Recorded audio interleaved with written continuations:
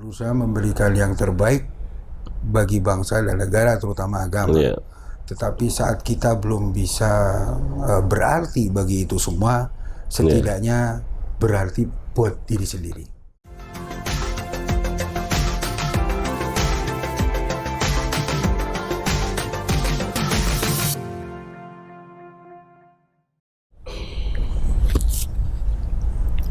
Assalamualaikum warahmatullahi wabarakatuh. Salam sehat. Jumpa lagi bersama saya Bang Bumis, kupas masalah dan isu.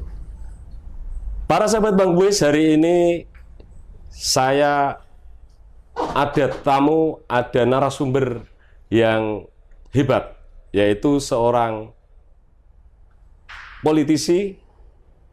Beliau adalah anggota dewan dari fraksi Partai Gerindra 2 kali berturut-turut, yaitu anggota DPRD Provinsi Jawa Tengah.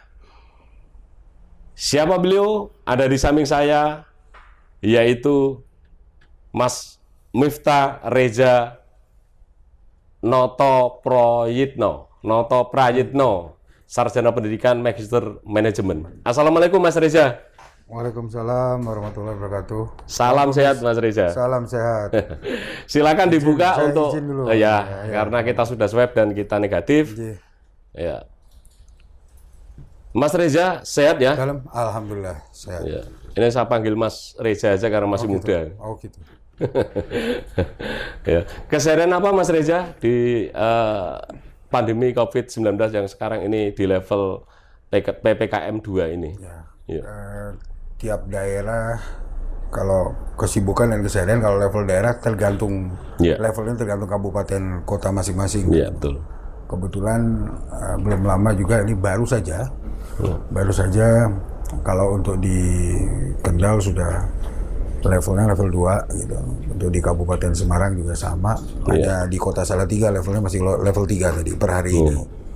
Jadi aktivitas ya seperti biasa, kegiatan rutinitas kantor di kedewanan, kemudian rutinitas keseharian bersama masyarakat. Ya seperti itu saja, bagus, tetap standar-standar saja kegiatan yang biasa dilakukan. Gitu ya. Ini Mas Reza ini kalau saya lihat itu kan ya orang Semarang, ya orang Kendal, ya orang Purwokerto ya. Banyumas. Ya. Sebenarnya karena Mas Reza ini adalah putra dari seorang purnawirawan polisi ya. Yang kakak terakhir bapak itu kan Irjen ya. Inspektur Jenderal. Nah sekarang domisilinya di mana Mas Reza? Domisili tetap di NKRI, Negara Kesatuan Republik Indonesia. Jadi kalau cerita sekilas Bang Umis tentang saya masa kecil nomaden, selalu berpindah-pindah mengikuti orang tua, kaitannya karena memang orang tua adalah seorang abdi negara.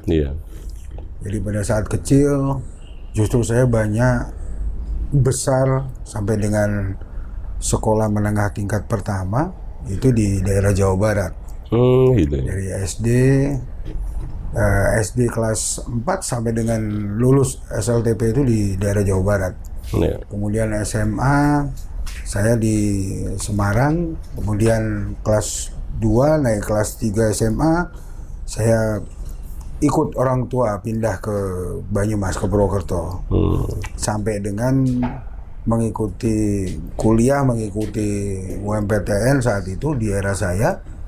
Ya, saya keterimanya di Universitas Jenderal Sudirman Purwokerto, baik S1 maupun S2. Saya di sana.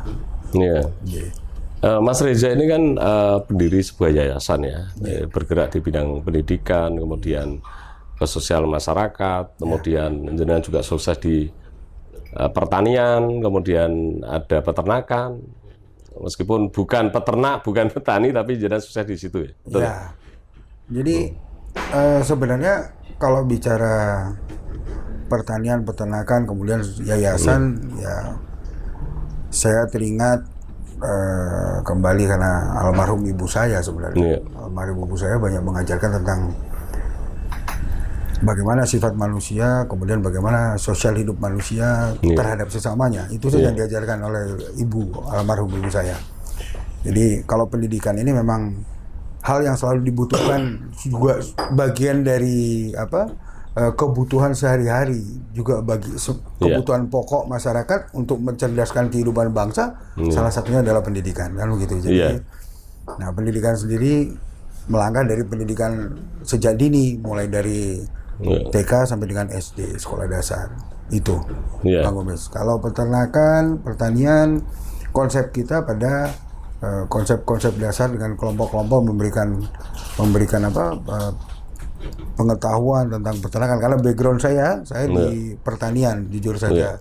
Jadi banyak komunikasi dengan keluarga-keluarga kita, saudara-saudara kita yang memang berkecimpung di dunia pertanian dan peternakan.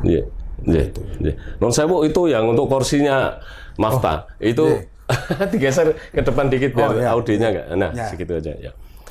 Baik, saya panggil Masta karena Miftah ya, saya panggil Masta karena jenengan masih muda, masih ganteng, gagah, energik dan kelihatan fresh, kelihatan sehat, Mas amin. Riza. Jenengan ini bergerak di bidang bisnis dengan itu, yaitu berkaitan dengan hajat hidup manusia, yaitu manusia harus pintar melalui pendidikan, manusia harus makan di pertanian, itu kan hajat hidup orang banyak. Kemudian di peternakan. Ini menarik, Mafta. Apa yang mendorong kemudian panjenengan itu punya bisnis seperti itu? Jadi kalau diajarkan tadi kembali, orang tua saya selalu mengajarkan hal-hal yang menurut saya ini adalah hal yang baik. Jadi melihat dari pengalaman di sekitar kehidupan dan sebagainya, banyak permasalahan. Ada 4 kriteria saat ini yang kita rasakan ini seharusnya menjadi bahan pemikiran bersama di bidang pendidikan contohnya. Jadi kalau kriteria ini yang sekarang ini seharusnya dibahas oleh para pendidik dan pengajar di negara ini kan gitu. Karena kalau bicara anak itu pintar, kemudian orang tuanya itu mampu, pendidikan tidak bermasalah. Kemudian anak ini pintar, namun orang tua tidak mampu, maka ini juga tidak bermasalah di era dulu karena mendapatkan beasiswa. Kemudian anak tidak pintar tetapi kurang pintar, bukan tidak pintar tapi kurang pintar, kurang pandai, namun orang tuanya juga mampu. Ini juga tidak masalah karena orang tua masih bisa membiayai kepada si anak ini. Nah, yang keempat ini yang harusnya pemerintah juga bisa berpikir terhadap keluarga yang misalkan anaknya kurang pintar atau kurang pandai dan orang tuanya tidak mampu. Lah ini solusinya bagaimana ini? Kan begitu. Karena dengan pola ini sebenarnya agak menyimpang nih dari tugas saya nih menyampaikan ini karena saya bukan di komisi pendidikan kan gitu. Saya kebetulan anggota di komisi C kaitannya dengan pendapatan. Nah, ini nih yang tidak difikirkan dengan adanya proses pola zonasi, keterbatasan SMA, SMK sederajat kan begitu. Kan ada batasan penerimaan siswa kalau kita bicara. Padahal ini jenjang berkelanjutan. Saat mereka itu tidak bisa diterima di negeri, namun harus di sekolah swasta, ini menimbulkan banyak masalah dengan biaya yang terlalu besar dan lain sebagainya. Nah ini harusnya ada, mungkin ke depan ada solusi terbaik bagi pemerintah sendiri terhadap pendidikan akan datang, kan begitu. Artinya bisnis yang jenengan kelola itu, baik itu di pendidikan, kemudian di sosial dan pertanian juga peternakan, itu artinya kan memang ada filosofi bahwa panjenengan ini di samping mencari penghidupan secara pribadi, secara ekonomi, tapi juga konsep itu bertujuan agar supaya masyarakat terbantu dengan bisnis dengan begitu. Ini kalau para pemimpin-pemimpin kemudian berpikirnya seperti Masta, artinya ya masyarakat ini tidak ada yang kelaparan, tidak ada yang tidak sekolah kan begitu, Masta. Jadi kalau melihat konsep dulu ini ada baiknya.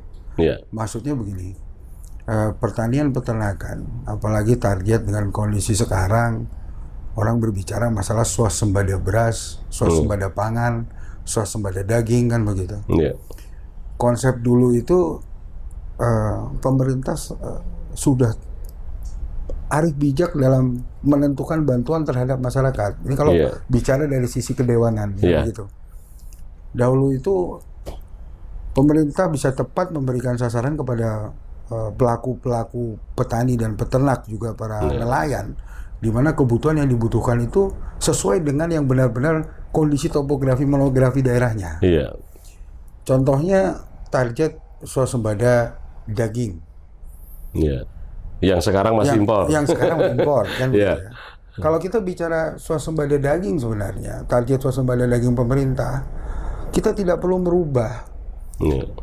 Kalau dalam agama yang saya yakini, Tuhan itu kan menciptakan segala sesuatunya kan disesuaikan dengan alamnya. Nah, kebanyakan para peternak atau petani karena menginginkan sesuatu yang dianggap bagus, nah, mereka lebih memilih hal-hal dalam peternakan ini, binatang-binatang yang istilahnya hewan peliharaan ternak ini yang impor, bukan lokal punyanya bangsa ini. Example, sapi saja. Banyak para peternak kita itu sekarang masyarakat tidak mau beternak sapi lokal Jawa atau sapi lokal Bali atau sapi lokal Madura. Mereka menginginkan malah sapi-sapi yang sudah ras bercampur seperti simental, limosin dan lain sebagainya, yang iklim kehidupan ini, iklim hewan ternak ini berbeda dengan iklim kita di Indonesia. Kan gitu. Tapi kenyataannya untuk sapi-sapi yang jenengan utarakan tadi, ada limusin, ada sapi Brahman dan seterusnya, itu ternyata memang menghasilkan, Mas Ta. Kalau secara menghasilkan dan besarnya yang diekspos, iya. Tetapi sebenarnya sapi-sapi lokal Jawa tidak kalah. Gitu ya? Bahkan karkasnya jauh lebih baik dibanding sapi-sapi yang hasil silangan atau mungkin darah full blood dari luar, kan begitu. Gitu ya? Petani-petani kita lebih senang kalau sapinya warnanya merah, atau boleh dibilang di daerah saya dikatakan itu sapi grandong. Jadi silangan, hasil silangan sapi Jawa dengan sapi luar, kemudian menghasilkan keturunan, dan itu yang mereka pelihara. Satu itu. Yang kedua, di sektor pertanian, bagaimana target daging kita ini bisa terpenuhi saat pemerintah sendiri tidak melihat yang dibantu kepada petani ini disesuaikan dengan topografi dan monografi. Jadi kalau dulu orang di daerah terasering, sawah di daerah terasering itu tidak mungkin dia gunakan traktor, hand traktor. Mereka lebih baik membajak sawahnya, ladangnya itu dengan ternak, sapi, hewan. Nah, kecuali di dataran pertanian yang lahannya memang flat, sehingga lebih mudah dan lebih simpel menggunakan hand traktor. Nah, di masyarakat pegunungan ini kan harusnya ada sistem saling terkait antara pegunungan, mereka peliharanya hewan ternak. Hewan ternak kalau kita bilang dalam 1 tahun atau 2 tahun menghasilkan, angkanya naik karena dia beranak sapinya, kan begitu.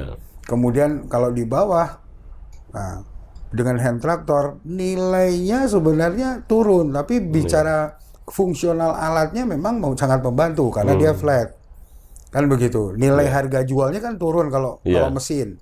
Kemudian kalau hewan ternak bahan bakarnya kan rumput. Kalau hand traktor mesin ya harus dengan bahan bakar. Nah, pada saat kuota ternak ini lebih, nah, orang gunung bisa mensupport tuh saudara-saudara kita yang di kota. Nah, inilah ketahanan pangan sebenarnya. Kemudian juga bagaimana pemerintah melihat seharusnya bisa memetakan, daerah lahan pertanian yang flat, mungkin kayak daerah Pantura seperti kayak di Demak dan sebagainya flat. Jadi kalau menggunakan hewan ternak dalam proses memperlakukan lahan pertaniannya tidak efektif, efisien. Maka menggunakannya hand traktor atau alat-alat pertanian yang besar, alat tanam dan alat pemanen. Tapi kalau yang terasering berundak-undak, kan tidak mungkin bongkar pasang alat hand traktor. Nah, keseimbangan inilah dari desa ke kota menurut saya melihat, dan pertanian, sisi sektor pertanian Hanya pernah saya membaca saja bahwasanya orang yang akan hidup di akhir zaman itu adalah orang yang mau menanam. Yeah. Jadi dengan kondisi begini ya memang sangat terasa bagi masyarakat di kota. Namun pada masyarakat desa ya besok kami tidak bingung untuk mau makan apa karena banyak yang ditanam bisa untuk dikonsumsi kesehariannya. Itu Bang Komis. Dan itu saja saya melihatnya dari sisi itu. Ya, artinya sekarang ini kan kalau berbicara tentang apa yang menjadi keputusan-keputusan dari Kementerian Pertanian, itu saya lihat hanya melihatnya di dataran yang flat itu tadi. Jadi tidak pernah berpikir seperti hanya Mas Ta tadi, bahwa petani-petani kita itu ternyata masih banyak yang menggunakan apa itu alat untuk produksi itu menggunakan hewan ternak. Yang di sana itu bahan bakarnya juga dari rumput.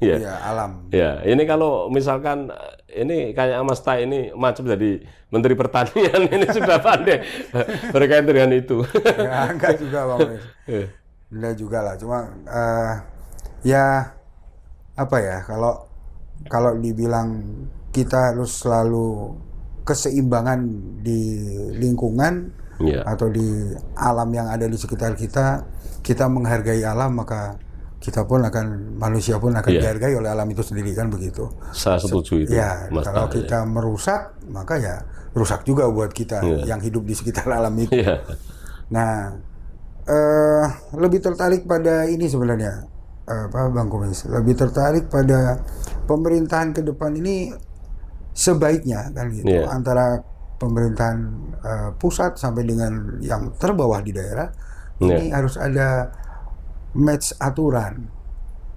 Jadi tidak hanya sebatas beberapa kebijakan yang gampang, yang mudah, gitu. Kemudian tidak mempelajari apa itu masyarakat di bawah itu kayak apa kan begitu. Ya, sehingga apa yang keinginan pemerintah lakukan kepada masyarakatnya itu untuk memakmurkan terkadang malah tidak sesuai karena tidak mempelajari topografi dan monografi yang ada di daerah. Satu itu. Yang kedua, kesinambungan antara pembangunan jangka pendek, menengah dan jangka panjang. Kita ini boleh dibilang kan tenaga outsourcing, Bang Gus. Maaf kalau saya bilang saya ini tenaga outsourcing yang kontrak 5 tahunan. Saat masyarakat percayakan kepada kita untuk bisa mewakili, nah maka kita akan menjadi lagi tenaga outsourcing 5 tahun ke depan. Tapi saat tidak, ya kita kembali lagi biasa seperti masyarakat pada umumnya. Pemerintah menetapkan aturan, alangkah baiknya bagaimana siapapun yang menjadi ke depan eksekutif khususnya ke depan itu bisa menargetkan pola dalam memimpin 20-25 tahun ke depan. Sehingga dalam pergantian rolling kepemimpinan tidak ada hal-hal yang tidak menjadi sebuah target ke depan. Capaian dalam satu daerah. Alangkah baiknya jika aturan ini dibuat, kemudian saat memang harus meninggalkan karena ada penggantinya disampaikan kepada penggantinya ini target yang harus dicapai dalam sebuah daerah, karena saat sebuah daerah ini berbeda, berganti pemimpin dan kemudian pemimpin baru tidak mengikuti, maka target capaian ini selalu tidak akan nyambung. Satu tidak nyambung, yang kedua tidak tercapai harapannya. Padahal masyarakat menginginkan suatu hal yang menjadi proyek inti untuk capaian pemerintah maupun capaian masyarakat, keinginan masyarakat impian. Itu. Mas Ta, saya itu tahu lah, jenengan ini kan sudah secara ekonomi sudah selesai, sudah sukses. Tetapi jenengan ini kemudian masuk di politik. Tapi saya tidak menanyakan ke politik dulu. Saya mendengar hal-hal yang unik seorang Mas Reza. Yaitu masa kecilnya, saya dengar itu Mas Reza pernah jadi anak tukang pungut bola tenis di masa kecilnya. Apa itu betul, Mas Ta? Iya, Bang Komis. Padahal jenengan ini kan ayahnya ini kan seorang abdi negara, seorang polisi ya. Kemudian juga Akpol kan dulu ayah panjenengan. Dulu namanya Akabri Kepolisian dulu. Iya, dulu Akabri Kepolisian. Jadi kalau saya terlahir dari orang tua yang sangat sederhana. Yeah. Kemudian dari kakek dan nenek saya, baik dari bapak maupun ibu ini, dua-duanya seorang guru. Di era itu seorang guru. Kemudian kalau kakek ya seorang pejuang, dari bapak saya pejuang veteran. Oh, pejuang veteran? Ya. Kakek. Bapak saya pun sama. Bapak kandung saya gitu. pun masuk dalam pejuang veteran sekarang ini karena udah purna beliaunya.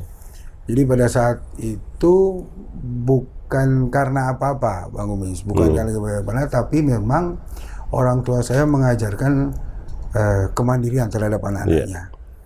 Jadi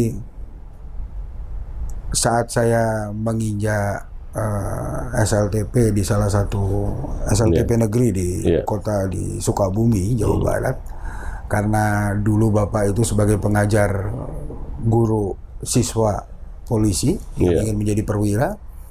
Nah, hanya sebatas karena dekat dengan lapangan tenis dan lapangan golf, jadi kalau hari-hari libur ya mengisi waktu dengan bermain olahraga itu dan juga ngambil bola tenis dan bola golf, atau dikatakan KD lah saat itu. Merasakan di tahun-tahun itu 90-an sampai 93 itu nikmat sekali. Jadi uang jajan 500 rupiah di kala saya SLTP itu, ya kalau jadi KD ya kita dikasih sama mereka lah, ibaratnya para bos-bosnya waktu itu ya, bapak ibunya saat itu yang bermain olahraga tersebut, dalam satu waktu dia berikan saya 5.000 rupiah. Saya sampai pulang tuh senang sekali dan bisa bercerita kepada ibu saya almarhum. Nah, dan ibu saya bilang, ini kalau orang Jawa kan, karena ibu saya memang asli Jawa, "Leh, ini buat sangu besok." Tapi saya bilang, "Nggak usah ibu, karena saya sudah dapat uang 5.000 rupiah. Ini cukup buat 10 hari saya uang saku saya." Jadi zaman itu seperti itu. Terus berkelanjutan saya kuliah di Purwokerto saat itu tahun 96 sampai dengan beberapa tahun ke depannya memang untuk mengisi waktu lagi, karena di era-era itu kan jadi penyiar radio itu banyak jejaring kawan, hanya itu aja karena aktif di organisasi juga kemahasiswaan sampai sekarang juga teman-teman percayakan saya alumni 96 di Unsur Purwokerto Pertanian, saya dijadikan ketua angkatan tahun 96 sampai sekarang. Nah, ini yang menjadi penyiar radio di waktu senggang saya, terutama sore hari maupun malam hari, walaupun satu hari mungkin 2 kali siar, kadang kalau pagi di bulan Ramadan ya saya isi pagi di bulan Ramadan.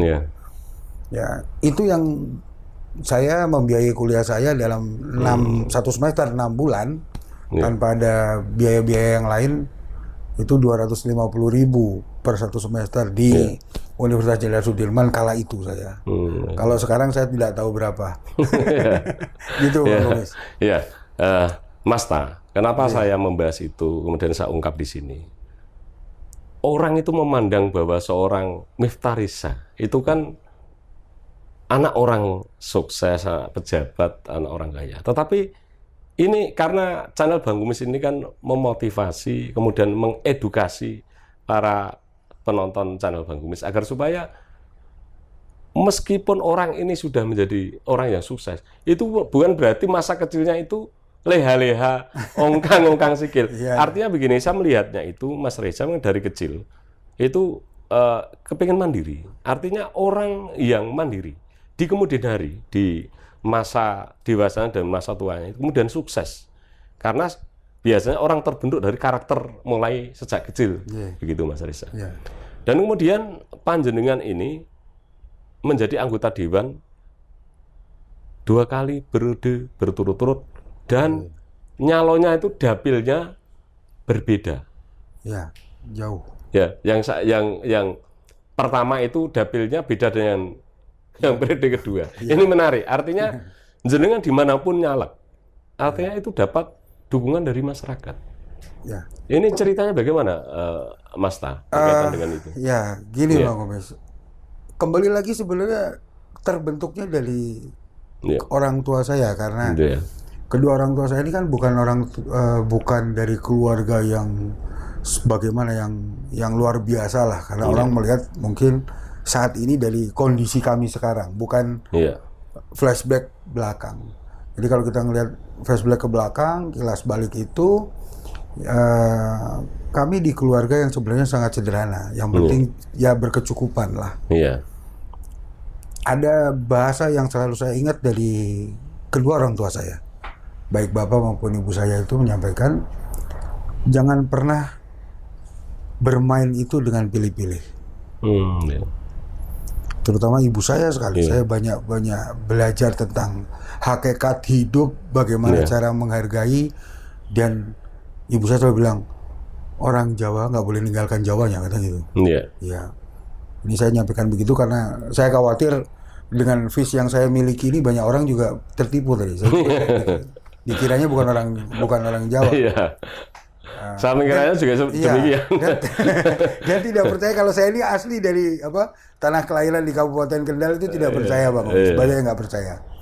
Jadi di mata Allah itu semua manusia sama, kata ibu saya. Jadi bergaul, bermain, berteman, bersahabat, jangan pernah pilih-pilih atau melihat dari status sosial. Nah itu yang saya selalu pakai dalam prinsip hidup saya. Yang penting di mana dia usia lebih tua, lebih senior, ya saya menghormati, menghargai, menghormati. Jarak inilah yang tidak ada jarak inilah yang membuat saya sangat nyaman. Karena salah satunya bagian dari hidup dikatakan sukses dan tidak, itu buat saya sukses itu adalah banyak saudara. Bukan harta yang kita miliki. Tapi sekarang terbukti karena jenengan ini dipilih banyak orang. Ya karena lebih senang, jujur lebih senang, lebih cenderung langsung kalau saya berkumpul langsung dengan saudara-saudara kita. Kalau di mana tempat, tidak hanya saat di Banyumas Cilacap, di Kendal pun sama. Terkadang ya saya di rumah ya boleh dibilang 24 jam tetangga, saudara, sahabat semua kalau ketemu kita diskusi-diskusi kecil, ngopi gitu, ngopi-ngopi bersama, ya masih sampai sekarang. Jadi apa yang bisa dibahas dan didiskusikan aja lah di kehidupan biasa masyarakat itu aja. Dan Mas Ta, orang tua panjenengan ini tentu bahagia melihat panjenengan dan anak-anak yang lain, karena jenengan ternyata sekarang menjadi orang yang sukses, kemudian jenengan ini mewakili masyarakat untuk didaulat menjadi wakil rakyat, yaitu anggota DPRD Provinsi Jawa Tengah di Komisi C. Dan adik panjenengan juga pernah jadi Bupati Kendal, kan begitu. Artinya orang tua panjenengan ini tersenyum bahagia, bangga melihat seorang Reza yang sekarang ini sukses. Tetapi pertanyaannya, Mas Ta, jenengan sudah selesai di ekonomi, tetapi masuk politik, dan kemudian kenapa harus Gerindra? Pertanyaannya, Mas Ta. Secara prinsip dukungan itu muncul ya karena melihat saja warga masyarakat sering berdiskusi dan lain sebagainya. Kemudian ada keinginan dari bertanya dan lain sebagainya, tanya jawab dan lain sebagainya, masukan dari dan lain sebagainya. Tergerak hati saja. Hati ini tergerak, kemudian begitu yang dirasakan masyarakat. Walaupun sebenarnya kalau dikatakan sukses, belum. Buat diri saya pribadi. Karena kenapa saya masuk di dunia politik ini, tidak lain tidak bukan sebatas hanya untuk menyenangkan kami ini, bukan yang terhormat buat diri saya secara pribadi.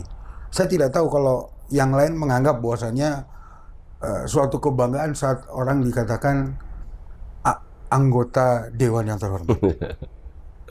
Buat saya yang awal tadi Bang Umis, saya ini tenaga kontrak, hanya sebatas tenaga outsourcing, kontrak 5 tahun. Jadi apa yang bisa kita berikan selama 5 tahun sumbangsi kita kepada saudara-saudara kita, masyarakat yang ada di bawah, hanya itu saja.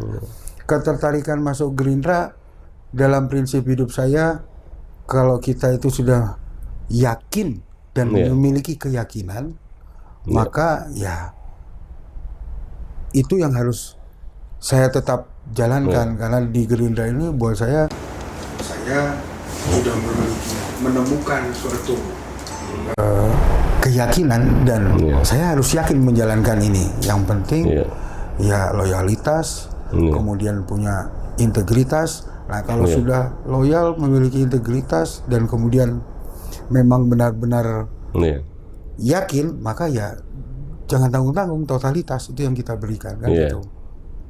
Begitu. Dan Partai Gerindra memang sekarang menjadi partai yang seksi, karena banyak yang mengidolakan tokoh seorang Bapak Haji Prabowo Subianto kan begitu ya.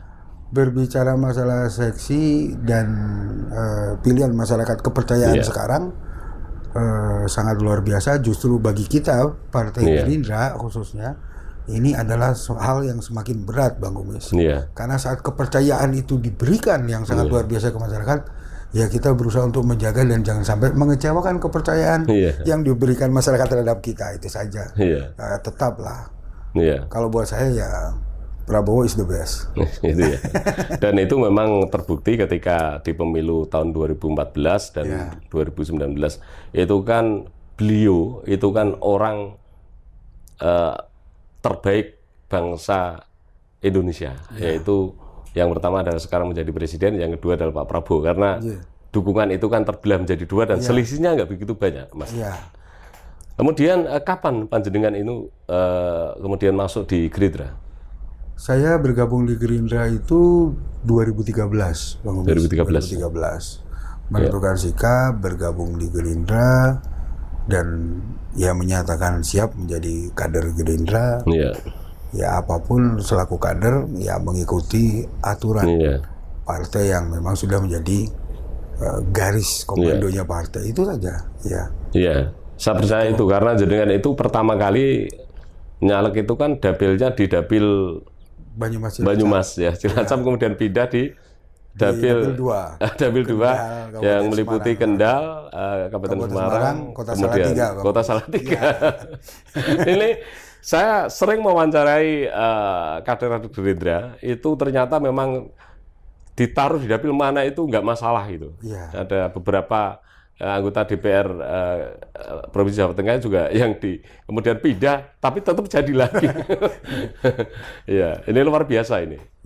Kemudian sebagai anggota DPRD Provinsi Jawa Tengah 2 kali periode berturut-turut, apakah sudah merasa mewakili masyarakat yang jenengan wakili, Mas Tang? Kalau secara penilaian secara saya pribadi saja, saya harap seperti itu, sesuai keinginan masyarakat. Tetapi manusia tidak ada kesempurnaan buat saya. Jadi kalau bicara sudah targetnya sesuai, saya pikir belum. Belum. Jadi berbagai hal juga bagian dari keterbatasan manusia dan keterbatasan aturan. Mewakili 100, 200 orang, 300 orang ini Bang Kumis, memiliki pola pemikiran yang berbeda-beda. Jadi boleh saya sampaikan di sini dengan kondisi yang saat ini terjadi kan gitu. Capaian semuanya kalau bicara akan sebuah kepuasan, saya pikir saya belum memuaskan buat saudara-saudara kita yang ada di bawah ini, konstituen kita yang ada di bawah. Cuman berusaha memberikan yang terbaik.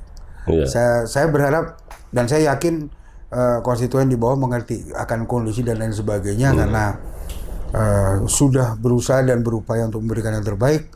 Namun manusia tidak lepas dari kekurangannya, kan begitu. Baik kekurangan secara pribadi maupun aturan yang sekarang terjadi, kan begitu. Itu Bang Kumis. Karena anggota dewan juga itu tidak punya kewenangan untuk penggunaan anggaran, hanya mengusulkan, kan begitu ya. Maksudnya itu. Kemudian sebagai anggota dewan di Komisi C, tentu jenengan punya tupoksi untuk 3 hal, yaitu pengawasan, kemudian budgeting, dan pengawasan, budgeting, kemudian balancing, ya begitu. Mas Reza, sekarang ini saya dengar kebijakan, saya dengar ada rumor tentang bibit Bank Jawa Tengah atau Bank Jateng, itu kan ada pembobolan apa itu kartu ATM kayaknya gitu ya. Kartu ATM, iya. Saya dengar di medsos itu. Bagaimana itu bisa terjadi, Mas Reza? Kalau yang diberitakan itu kalau nggak salah yang terjadi beberapa pekan lalu itu di Kabupaten Klaten terjadi. Banyak para ASN yang melaporkan kejadian karena hilangnya debit dana di buku tabungan mereka. Kalau kita melihat dari media sosial juga, saya menyampaikan karena jujur besok Senin kalau tidak salah baru kita berkomunikasi dengan pihak Bank Jateng, karena Bank Jateng ini bagian dari counterpart Komisi C juga.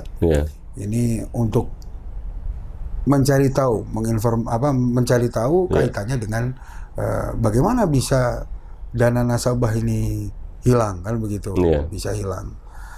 Kalau melihat dari apa yang disampaikan di media sosial, kaitan itu disampaikan dari pihak yang berwajib, ya, kepolisian menyampaikan ini adalah kelemahan sistem di ATM Bank Jateng sendiri gitu kan. Nah, ini juga jadi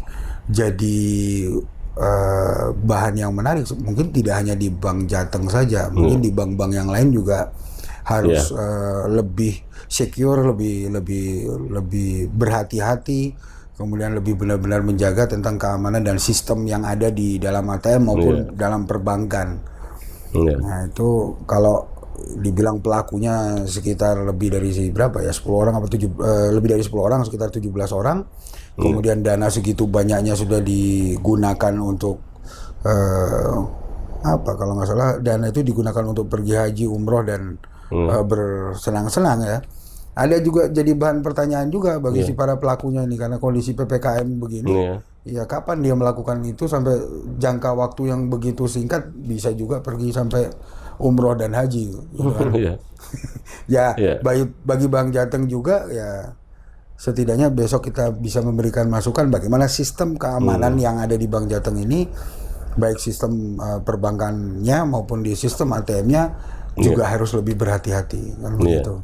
Yang sudah benar-benar berusaha berhati-hati dan juga menjaga sistem ini baik saja bisa terjadi seperti ini, apalagi kalau tidak sama sekali. Banyak merugikan para nasabah ke depannya, kan begitu. Baik, Mas Ta. Itu kan yang terdeteksi hanya sekitar 17 ya. Itu kan baru yang terdeteksi. Barangkali di luaran sana juga karena tidak pernah transaksi, tidak pernah ambil di ATM, atau dia ngambil tapi dia tidak menghitung saldo ada berapa. Kemudian nanti tahu-tahu uangnya habis. Nah, ini anggota Dewan memang punya tugas untuk itu, pengawasan itu. Dalam pengawasan ini mungkin dalam pengawasan ini yang tadi saya sampaikan, hari Senin nanti kita bertemu dengan para jajaran Bank Jawa Tengah yang berkompeten, yang menanyakan itu semua. Karena mungkin yang berteriak kemarin ini kan para nasabah yang saldonya ini atau hilang saldonya ini nominalnya agak besar. Jadi mereka berteriak bagaimana dengan jumlah sekian juta nasabah mungkin belum dirasakan dan atau belum ya mudah-mudahan janganlah. Tapi dengan nominal kecil namun dalam jumlah nasabah yang persennya banyak kan juga bisa juga terjadi begitu yang belum ditahu, kan begitu. Karena begini saja juga khawatir, Mas Ta. Karena saya punya rekening 2. Di situ saya tidak pernah saya karena memang kosong. Itu beda soal, Bang. Beda soal. Tapi takutnya nanti ketika saya punya uang saya tabung di situ, nanti tahu-tahu habis gitu.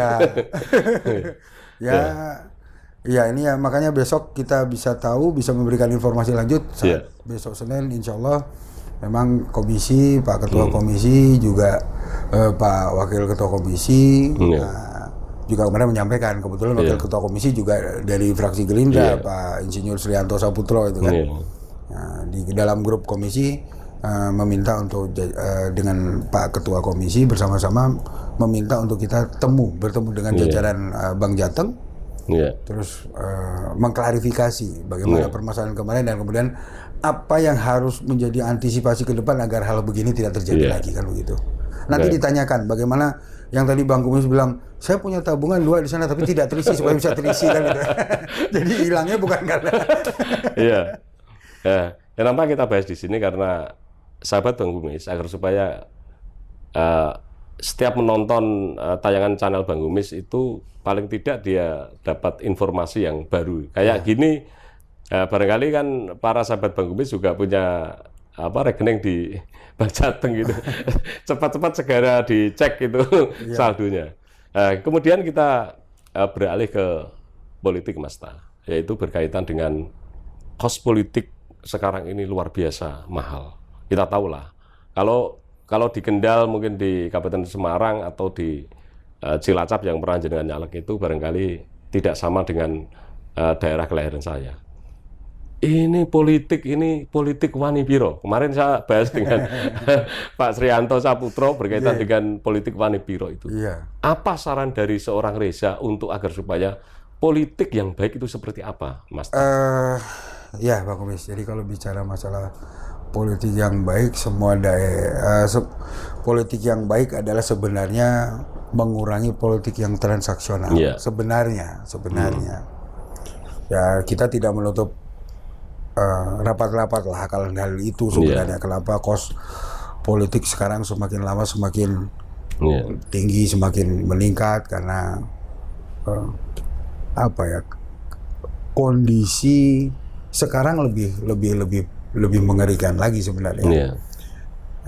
Apakah masyarakatnya kemudian memang sudah krisis kepercayaan terhadap para elit, kemudian mereka ini imbauan untuk berpolitik yang baik, kemudian tidak dihiraukan gitu? Sebenarnya tidak, Bang Kumis. Jadi masyarakat kita ini sebenarnya masyarakat yang pandai sebenarnya, masyarakat yang pintar. Semakin ke sini semakin mereka mengerti, bahkan kita pun juga kadang-kadang kalau ini kan bicaranya ya tadi itu sambil bercandaan kan begitu.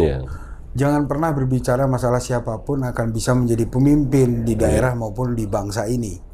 Kalau masyarakatnya menjadi pemimpin yang baik, maksudnya. Kalau masyarakatnya masih berpikiran akan wangsit. Wangsit itu Bang Kumis. Wani piro.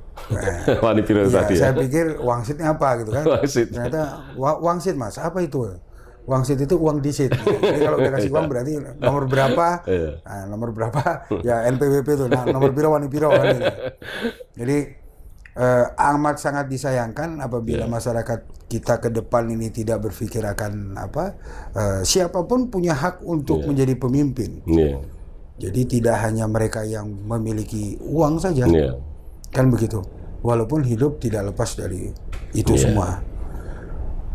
Tidak akan baik politik ke depan apabila masyarakat sendiri yang membuat pemimpin ke depannya untuk melakukan hal yang tidak baik. Kan gitu.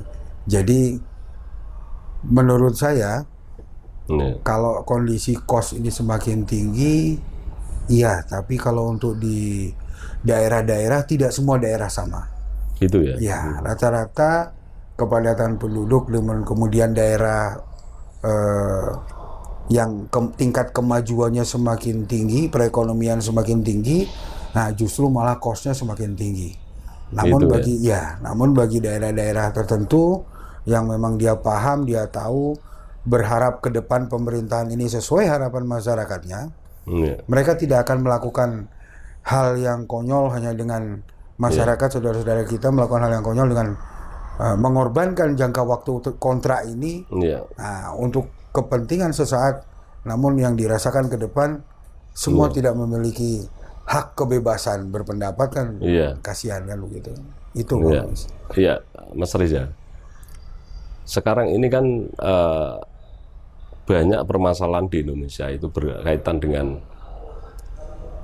menteri yang tertangkap tangan, kemudian masuk hukum, kemudian masuk di KPK juga banyak OTT, kemudian kepala daerah juga banyak yang tersandung masalah berkaitan dengan testimoni, kemudian ada saksi yang mengarah kepada kepala daerah.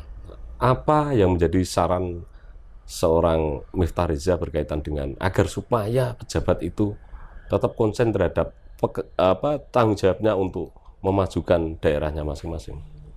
Ya, bagi para pejabatnya atau masyarakatnya nih, Bang Umis? Ya dua hal. Oh, dua hal. Ya dua hal. Ya, yang satu pejabatnya, yang satu adalah masyarakat yang memilih. Ya. Gitu.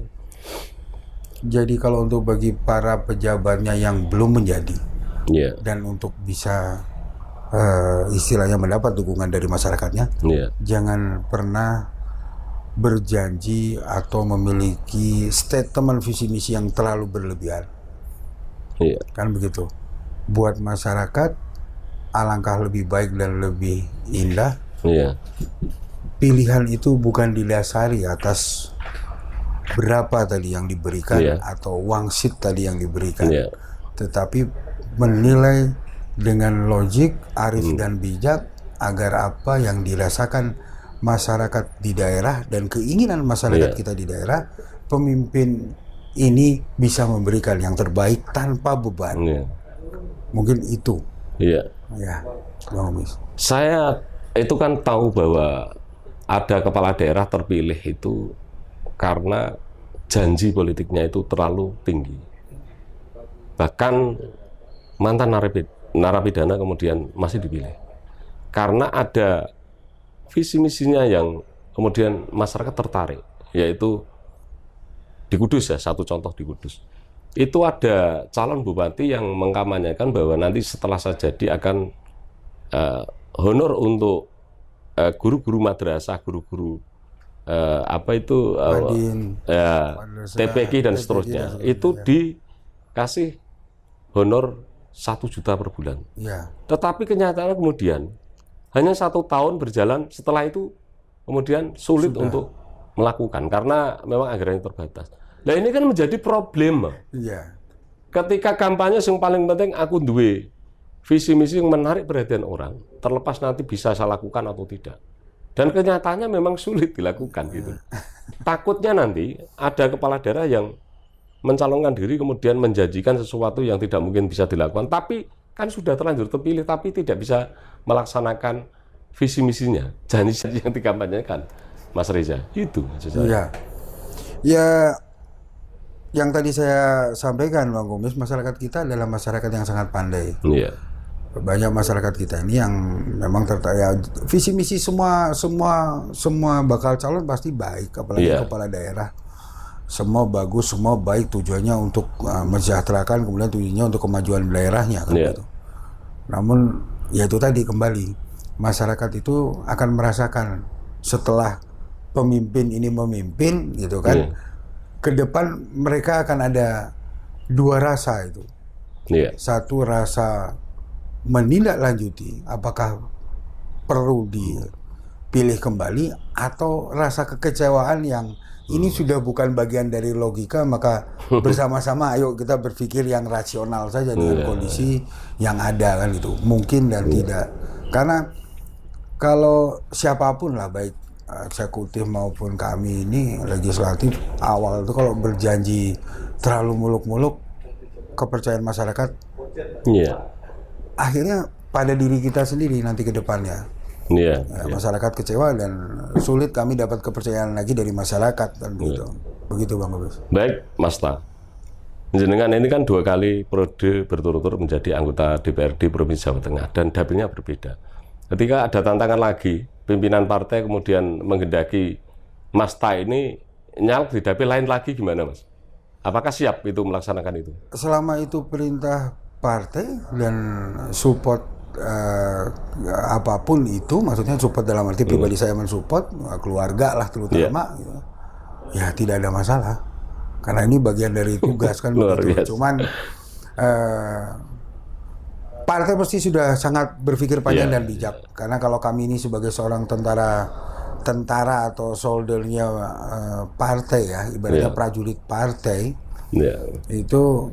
Dan kami ini dipasrai sebagai seorang sniper, maka lebih partai pasti akan lebih bisa memprioritaskan personalnya ini di dapil mana ini partai sudah jauh lebih tahu, karena kalau kita seorang sniper atau seorang pejuang bertempur dengan amunisi yang kita bawa, kalau kita tidak hafal akan medan atau lokasi tempat pertempuran kita, juga konyol. Makanya ya itu kekonyolan. Makanya partai ini kebetulan luar biasa lah di Gerindra ini, dia memahami kader-kadernya dimanapun bisa ditempatkan, siap untuk bertarung untuk membesarkan partai. Namun partai ini juga bisa melihat mana yang lebih cocok kira-kira di kader partai, mana yang lebih cocok di dapil-dapil yang sudah di. Tapi saya mati Mas Ta. Jadi jenengan ini taruh dimanapun jadi. Bahkan ketika jenengan ditaruh di kepala daerah pun saya yakin jadi itu.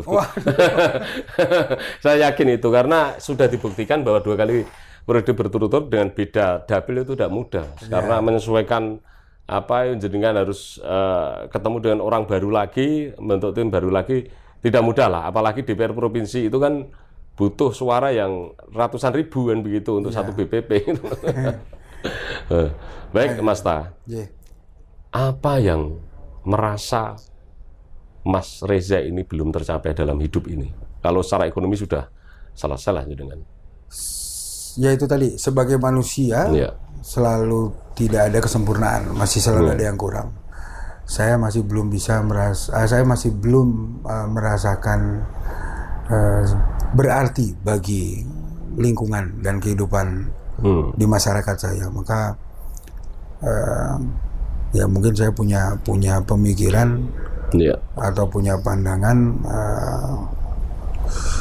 bahwa saya selama ini, saya mohon maaf kepada konstituen saya, apalagi yang keinginan atau sesuatu yang memang diharapkan belum bisa saya penuhi atau tercapai, karena itulah kekurangan dan kelemahan saya. Namun semua manusia punya mimpi, termasuk saya pun punya mimpi. Kalau kata orang Jawa, selama saya hidup, terutama kata almarhum ibu saya, selama nafas masih ada dan selama kamu hidup, buatlah jenang. Jadi di mana tempat, di mana saya tinggal, ya saya harus membuat jenang itu tadi dan mau berbagi dengan lingkungan sekitar.